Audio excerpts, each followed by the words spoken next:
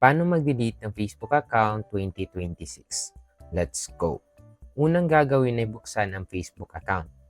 Tapos sa taas makikita natin ang 3 parallel lines. Pindutin mo lang yan at mapupunta ka dito sa menu. Sa menu, makikita mo ang settings and privacy. Pindutin mo yan.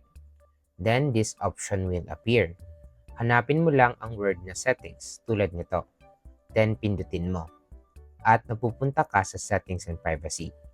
Under settings and privacy, makikita mo ang account center either sa Android or iOS. Parehas lang yan sa account center.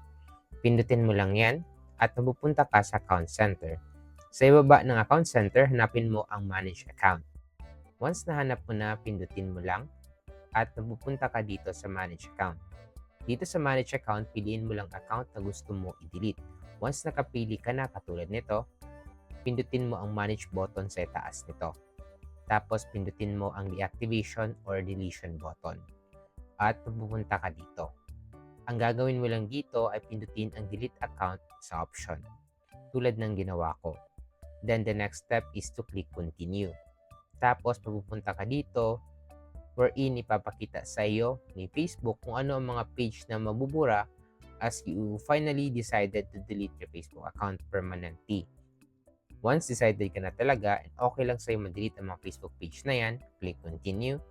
Tapos pupunta ka dito kung saan papipiliin ka ng reason for deleting your Facebook account. Ako, pipiliin ko itong I spend too much time on Facebook. Then click continue. Click continue again. Then to permanently delete talaga your Facebook account, once napunta ka dito, ang gagawin mo ay to scroll down up until makita mo ang word na continue. Once nakita mo na, click continue.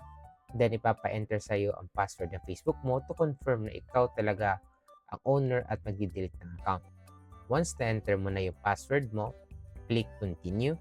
Then Facebook will let you know that if hindi ka mag-login ulit sa Facebook for 30 days, they will permanently delete your account na. Pero if nag-login ka after wala pang 30 days, mare-restore yung Facebook account mo. If okay lang yan sa'yo and decided ka na talaga na delete, kasi yun yung gusto mo, click delete account.